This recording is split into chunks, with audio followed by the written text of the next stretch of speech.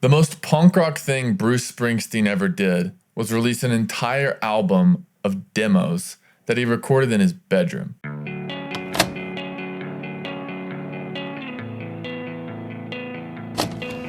So in 1980, Bruce Springsteen was kind of on top of the world. Like, he had become known for this really energetic rock show that he was just figuring out how to kind of translate sonically on his albums. So he spent a lot of time like dialing in the full band sound and just trying to encapsulate what they do live on a record. And he felt like he finally did that with The River, and it totally worked. Like, The River went nuts. It was topping the charts, all this stuff. And then he gets off the world tour and he's basically super depressed. Like he says in his book, he was helpless, clueless, and face up against the wall he'd been inching toward for a long time. He said his depression was spewing like an oil spill.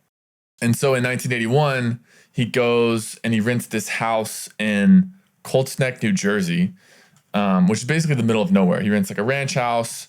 It's this like super weird, like orange carpet house in the middle of nowhere. He's totally by himself. And Tascam had just released like a 4-track tape recorder for like home recording. It was basically like the advent of home recording. Like, this is going to make it easier for artists to record in their bedrooms is the idea. And so he like gets one of these recorders and he's at this house. And basically, like, again, he finds himself depressed, but he kind of just starts reading books and starts watching movies. It's all really dark stuff, like about murderers and violence. And he starts writing songs like about this stuff. It's almost like he's taking the darkness that he's feeling, like the depression, and kind of like working it out through these songs, like in these stories of these people who like had this darkness in them and then like did all these horrible things. The first song is about a killer. The second song is about a guy who killed another killer, highway patrolman, the tension between like family and morality. And then like Atlantic City, the famous song, it's about this guy who's like down on his luck, ends up, doing all these shady things to make money. And all of it's very objective. Like, it's very like, just this is reality and it's really dark and there's no kind of take on it. Like, this is right or wrong. It's just like, it is. Like, he's just capturing these stories in this really dark and objective way. So these are the songs that end up becoming Nebraska. He sits down in his bedroom, he records these demos he's writing, and then he takes these songs into the studio. And the whole idea was that these songs would become full band songs, that he would take these songs into the studio and then the E Street Band would fill them out and again, bring this like kind of energetic rock vibe to them that they had become known for. And that like was kind of the obvious thing to do. Like, he said, again, The River is topping the charts and he needs to capitalize on this momentum. He needs to release another rock album that's like energetic, and it's exactly what he had been trying to distill, and he finally did on The River. But instead what happens is he takes these songs into the studio, the E Street Band starts playing them, and they don't feel right. Like, the vibe is off. They don't feel the same that they felt when he was listening back to them as demos. And so he makes this crazy decision to just like use the demos and release the demos. And there's this whole thing that goes on where like there's such bad quality that they can't even master them. Like, they can't mix them because he had like recorded the same thing into several of the tracks, and so they're not separable. Like, the technology was not nearly as advanced as it is now, and so they have a really hard time like even getting the songs to sound good enough to press onto a record.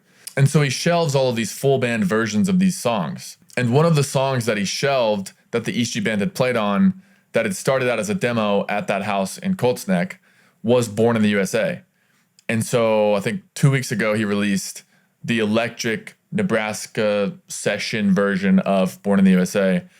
And it's got this super kind of haunting vibe. And it's totally different than the version of Born in the USA that comes out and sells like 30 million copies or whatever. To me, it's really a testament to Springsteen's artistry and to the discipline and the foresight that it takes to write and produce music like he does on a big scale, because it's like you record all these demos and then you take them into the studio and then you're able to be like, no, this is not right. Like, this doesn't feel right. Even though everyone around you is telling you that you're supposed to do this, you're supposed to capitalize on The River, which is topping the charts, and you need to do something similar. He's like, I'm not going to do it because I don't think it's right. This is not what I want to do. And he makes this super punk rock decision to release the demos. It's kind of crazy, you know? Nebraska was basically my gateway into Springsteen's music in high school. I heard Atlantic City first. The first time I heard Atlantic City may have been, there was this brand called To Write Love on Our Arms, and this guy Jamie Twerkowski had put on this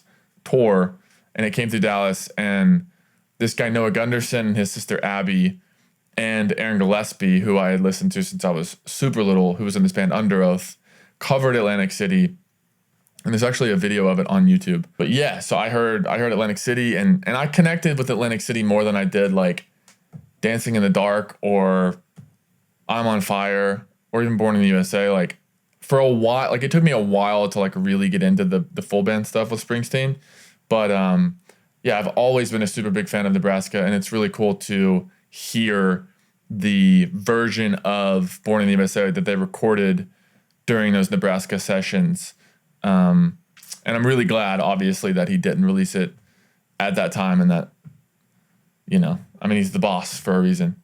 There's a really great book about this called Deliver Me From Nowhere, and it just talks about the entire process of him getting off that tour, writing the album, and then the whole, you know, thing about how hard it was to put out Nebraska and the difficulty he had in convincing people that he should do it and all of this. And they're releasing a movie of the same name next month in October with Jeremy Allen White from The Bear, based on the book, just all about the recording of Nebraska.